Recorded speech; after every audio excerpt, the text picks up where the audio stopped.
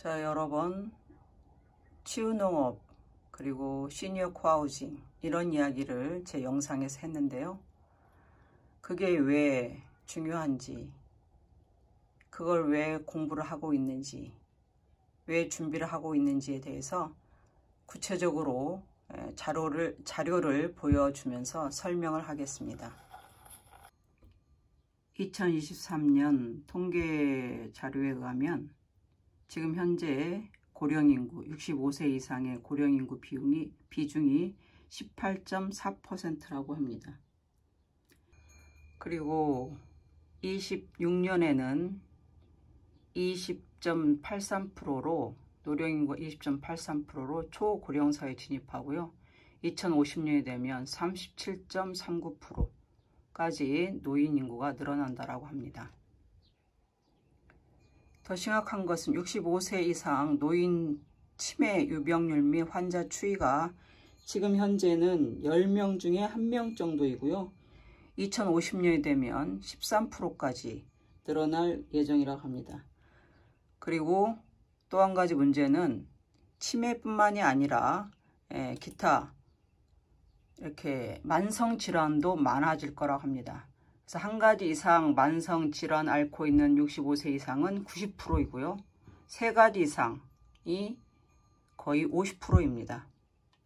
그 만성질환이 어느 정도인지를 보면 2018년 건강보험공단에서 연구 보고한 것에 따르면 관절염이 87%, 고혈압 84%, 골절 및 탈골 후유증이 82%로 해서 대부분이 혼자 생활하기에는 불안하고 걱정되는 그러한 질병들입니다.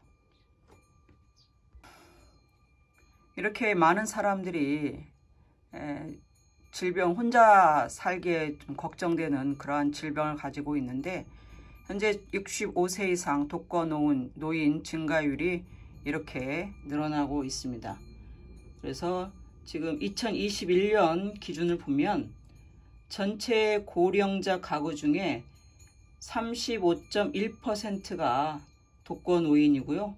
그 중에서 70대 비중이 44.1%, 그리고 성별로는 여자가 71.9%라고 합니다. 그러면 그러한 부양에 대해서 국민들은 어떻게 생각하고 있는지, 노인들 부양에 대한 생각을 알아보면 스스로 해결 2016년에 18.6%, 가족 책임 30.8%, 가족과 정부와 사회 책임이 45.5%입니다.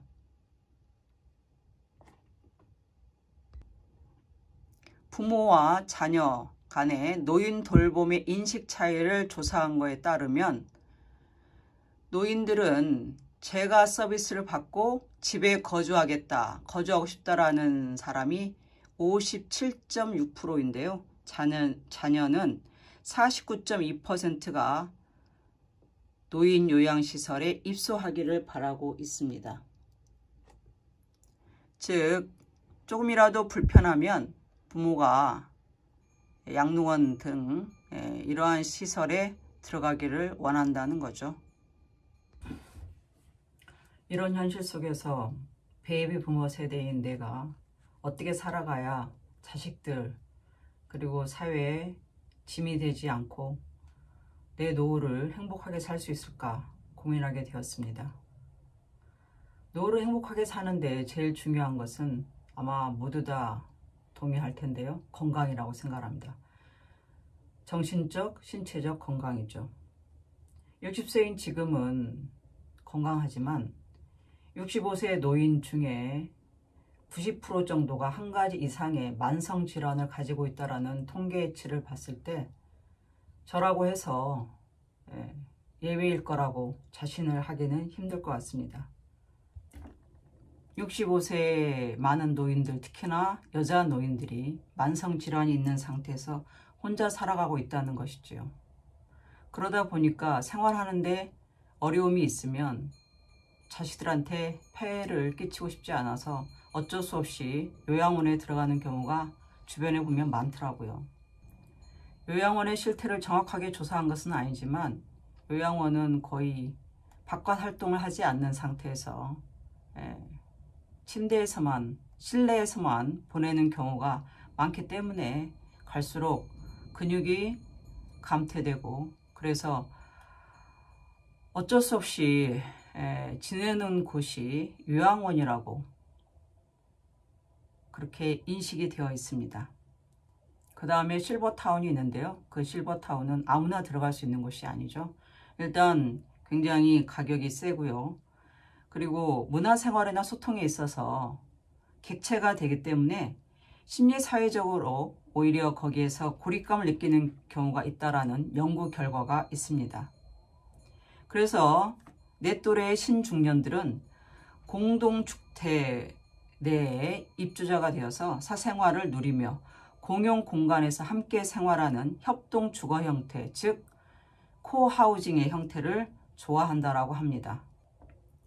저는 여기에 건강을 유지할 수 있는 치유농장을 겸하는 공동주택이 제 생각에는 이상적이라는 생각이 듭니다. 그래서 앞으로 이 영상을 통해서 치유농장이 어떤 곳이고 그 다음에 시니어 코하우징이 어떤 것인지에 대해서 자세히 설명을 하고자 합니다.